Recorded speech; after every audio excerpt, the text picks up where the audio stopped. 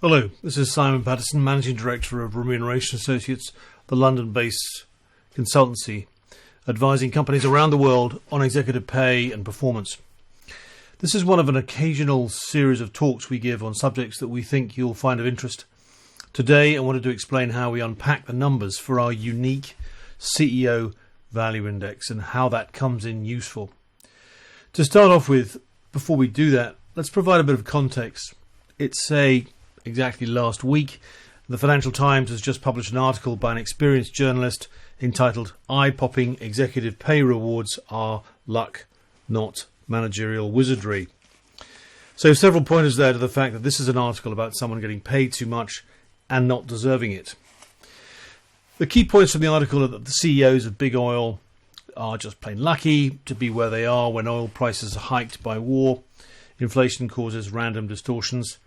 And getting slightly more complex here, performance measures may not be adjusted for the impact of inflation on replacement costs.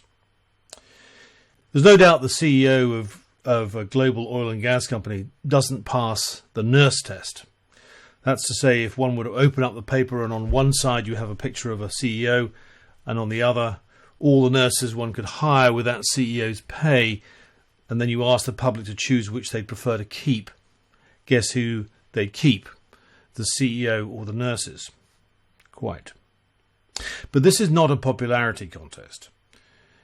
While experienced heads from the industry would agree that the amounts paid seem very high, $36 million in 2022 was the figure published for Exxon's CEO Darren Woods. Creating value isn't easy. If only we had a simple rule of thumb to help us understand what's going on here and why. Well, of course we do. It's called the CEO Value Index. That index tracks the value that's delivered to all of a company's shareholders for every pound paid to the CEO. A typical FTSE 100 CEO barely reaches £500 paid to all of the shareholders. The top 10 index performers in the FTSE 100 range from 550 to £4,250 paid for every £1 they're paid. By comparison, Exxon's CEO Value Index, and I'm working in GB pound sterling here, in 2022 was 5,271. In other words, he's worth it. He's paid a lot, but he's worth it as far as Exxon investors are concerned. That analysis can be conducted for any firm anywhere in the world at any time and can be compared with our database, which has been accumulating data since 2012. What we do is we look at value added to shareholders by the company over a 4-year period and include changes in market capitalization, dividend payments and share buybacks. We then look at total remuneration paid to the CEO over the same time frame, looking at all the salary paid, all the bonus actually paid, and the realised value of long-term incentives during that period. The consistency of this finding is remarkable. The range of CEO Value Index outcomes has remained within a very consistent range for over 10 years. And so when we say an index is a top decile or better performer, we can back that up.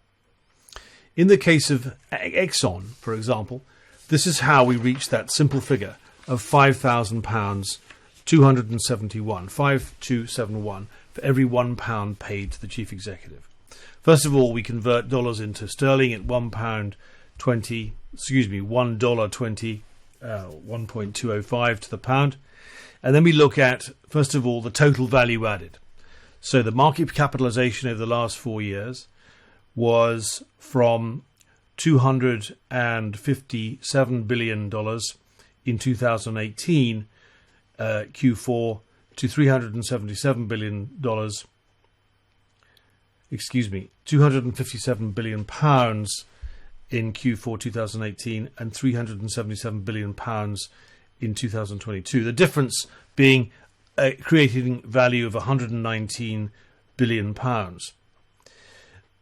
The dividends paid and reinvested are £45.5 billion, and the share buybacks to benefit the shareholders were £237 billion. The total amount that investors benefited in that 4-year period was £402 billion sterling. At the same time, the chief executive was paid as follows. Over a 4-year period, the salary was in sterling 1.1, 1.1, 1.19, 1.4 million pounds.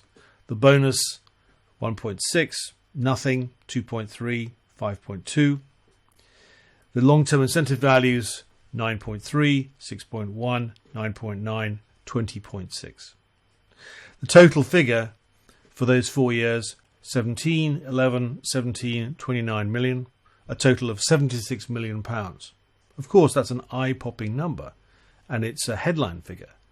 But the fact is that when you actually divide that into the amount that's delivered to the shareholders during the same period, using the same currency, using the same inflation, and the same adjustments, the figure is £5,271 paid to all of the shareholders for every £1 paid to the chief executive.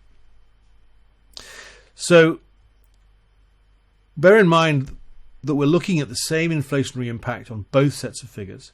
We're also looking at actual value creation delivered to all the shareholders, not some performance metric which can be, one might argue, manipulated. It's a very powerful, simple figure. So for the shareholder, for example, it gives a clear and immediate evidence of whether their executives are delivering value relative to the total pay opportunity that's being offered.